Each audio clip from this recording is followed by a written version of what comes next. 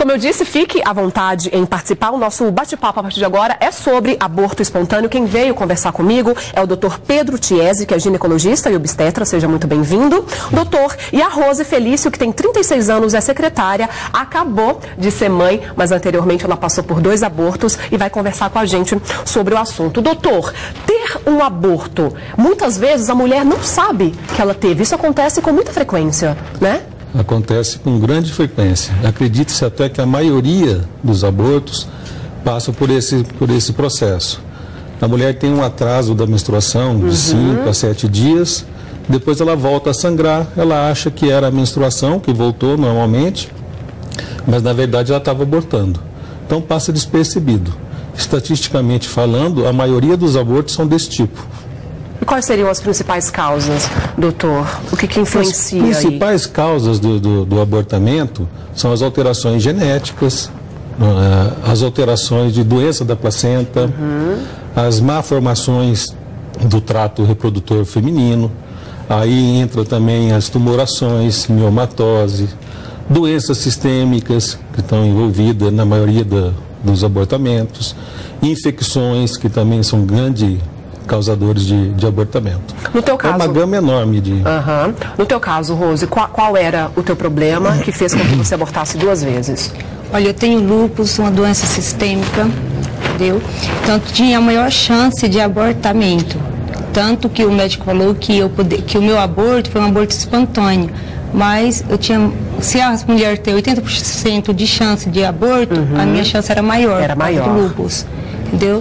Daí o primeiro foi um aborto espontâneo mesmo. O segundo já foi um aborto que eu estava com um mioma no ovário. E eu perdi um ovário, entendeu? E a terceira, graças a Deus, deu certo. E foi um em seguida do outro? Ou você deu uma parada? Em 2008 foi o primeiro. Daí eu dei um intervalo de 6 meses, engravidei de novo, 1 mês e meio eu perdi. E a tua última gestação? Foi agora. Quanto tempo depois? Depois de 1 ano. Eu engravidei de novo. O interessante, o recomendável, doutor, é que a mulher ela espere quanto tempo após ela abortar para novamente ela tentar engravidar? Na verdade, o aborto tem diversas causas.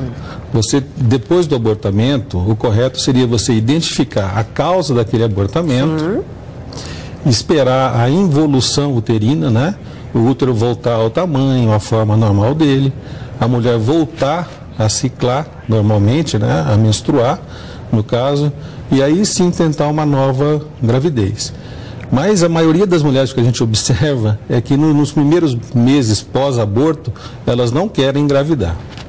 Né? Ficam com receio. Emocionalmente elas ficam abaladas.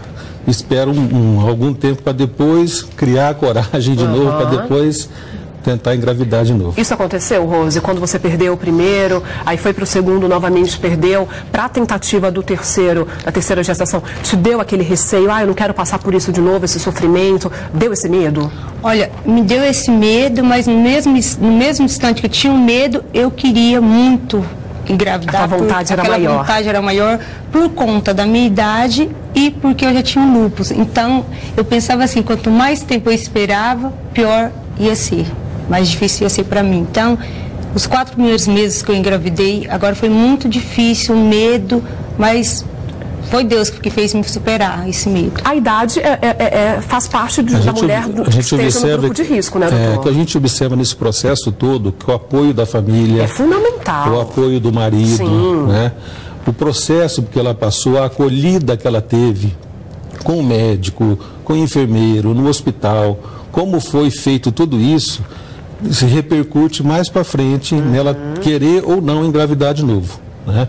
Por isso a importância da acolhida da mulher ser bem feita, no local onde ela vai ser tratada e tudo mais. Agora, é muito comum isso, né? Essa doença sistêmica, o lúpus é uma delas, fazer isso, um abortamento e tal. Quando a mulher já está numa fase que vai aumentar mais ainda o risco dela, aí ela pesa as duas coisas, né? Se eu for ficar esperando muito tempo, meu risco vai aumentar. Eu vou passar por isso de novo. Então ela prefere engravidar o mais rápido possível. No caso, a idade, isso favorece? Influencia. As mulheres acima de 35 anos... Está num grupo de risco. Já entra num grupo, não chega a ser um grupo de risco que a gente fala, né? A probabilidade de acontecer é um pouco maior do que as mulheres na fase reprodutiva. Com adolescentes também, né, doutor? Meninas muito novas. A da mulher na fase, depois dos 35 anos, é porque toda mulher já nasce com todos os óvulos que ela vai ovular a vida inteira.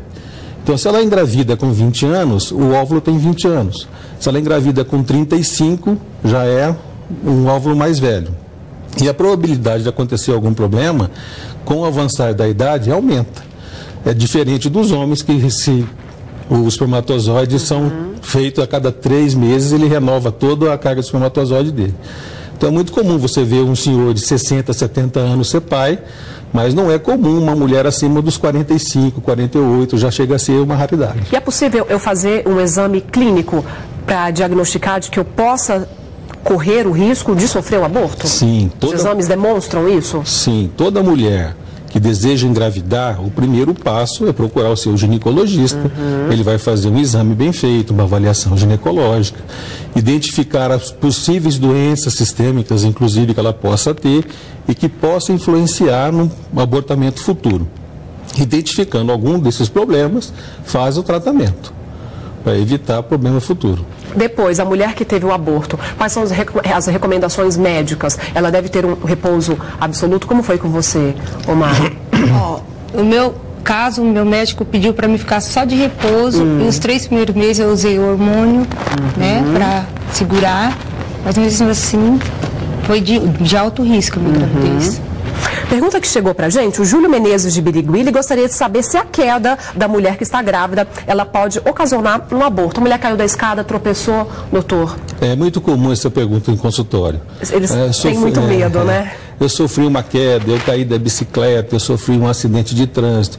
Na verdade, para acontecer alguma coisa que determine um abortamento, tem que ser um trauma muito grande. Na verdade, o bebezinho está super protegido. Tem a parede abdominal, tem o útero, a camada do útero, que é uma camada de músculo. Ele está em meio líquido. Então, para acontecer algum problema, tipo um trauma, para causar um abortamento, um descolamento de placenta ou coisa parecida, tem que ser um trauma muito grande, né? Normalmente essas quedas, coisas pequenas, não determina isso. O primeiro sinal de que eu possa estar abortando é o sangramento? É o sangramento junto com a cólica, tipo uma cólica menstrual. É como se fosse uma cãibra no abdômen? Isso, na verdade o útero começa a contrair, dá como se fosse, quando a mulher já está acostumada a ter cólica menstrual, como se fosse uma cólica menstrual. E junto vem o sangramento. É o primeiro sinal. Com você foi assim? Na primeira, sim. Na segunda, não. Eu acordei, fui no banheiro fazer xixi e estava com sangramento. Eu não tive cólica em nenhum momento. Somente o sangramento? Só o sangramento. Agora, a primeira, eu tive muita cólica. Muita cólica. Mais uma pergunta, a Carla Magazine de Bauru. Ela gostaria de saber o que é a gravidez ectópica. O que é, doutor, ectópica? Ectópica é a gravidez que ocorre fora do útero. O local certo da gravidez é dentro do útero. Gravidez ectópica é aquela que ocorre fora do útero. A maioria das vezes, essa gravidez ectópica não são nas trompas que ela ocorre, mas pode ocorrer em outros lugares também. A mulher, quando ovula, o óvulo sai do ovário, entra na trompa e vai se encontrar com o espermatozoide. Deixa de ser óvulo, passa a ser ovo. Aí ele caminha pela trompa e se implanta dentro do útero. Ali vai crescer o bebezinho. Nesse trajeto pode acontecer alguma alteração, ou problemas que ela teve anterior, ou problema atual, e esse ovo se implantar na trompa. Então ele começa a se desenvolver ali. Seria a gravidez ectópica. A mulher que sofreu, doutor, vários abortos espontâneos consecutivos ali, um atrás do outro, ela pode sentir, ela vai ter mais dificuldade de engravidar? Isso pode atrapalhar o sistema reprodutivo da mulher? Você tem que identificar qual a causa daquele... Foi o motivo. O motivo de cada abortamento que ela teve. Depende do grau desse motivo? Dependendo do problema que causou aquele abortamento, doenças sistêmicas, como o caso dela, uma doença mais assim que possa causar o abortamento, causas infecciosas, tudo isso pode determinar uma alteração do trato reprodutor da mulher e prejudicar umas futuras gravidez, né? E causar mais abortos futuros. Sim. Você pretende ter mais filhos? Não pretendo, porque quando eu ganhei o neném, o meu útero está com muito miomas. Então, eu posso até engravidar, mas o risco ainda é maior de perca. Entendi. Entendeu? Então, eu não pretendo. Tá feliz com o Miguel, né? Muito feliz. Fazer o seguinte, a gente vai para o intervalo, é bem rapidinho. Já a gente continua falando sobre aborto espontâneo. Eu vou e já volto.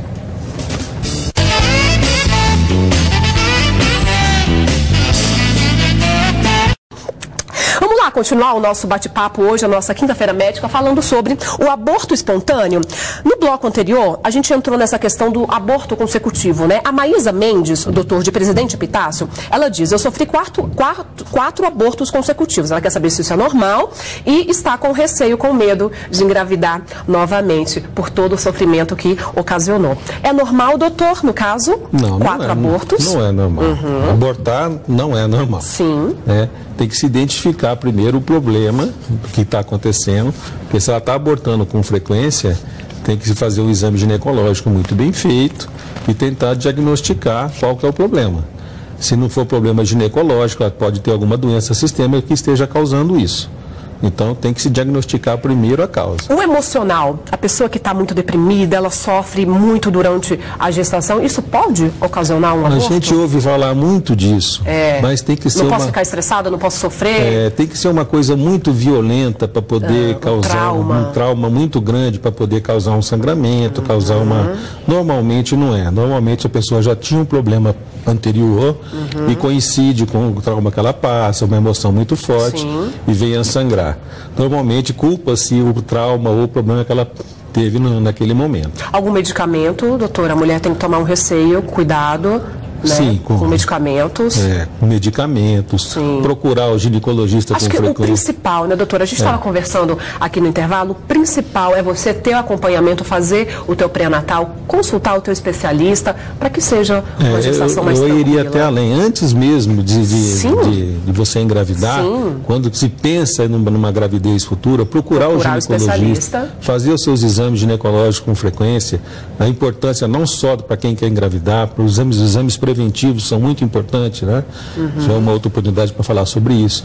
Mas procurar o seu ginecologista, através da avaliação ginecológica, ele tem uma noção boa e geral do que possa acontecer com você na sua gravidez futura. O que aconteceu com você, Rose? Você sempre se preocupou, quando decidiu engravidar, procurou o especialista, teve esse acompanhamento, esse cuidado? Tive, que o meu ginecologista, quando eu perdi o segundo, né, falou que a próxima gravidez minha tinha que ser cercada de todos os lados para não acontecer nada.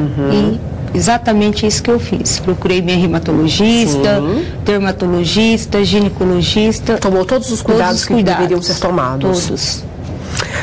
A Carla de Paula, de Lençóis Paulista, uma ótima pergunta que a Carla mandou pra gente. A mulher que faz a fertilização para engravidar, o risco dela sofrer o aborto é maior? É maior, porque se ela está fazendo a fertilização in vitro, normalmente ela tem um problema que impede a gravidez dela. Daí ela escolher esse método, né?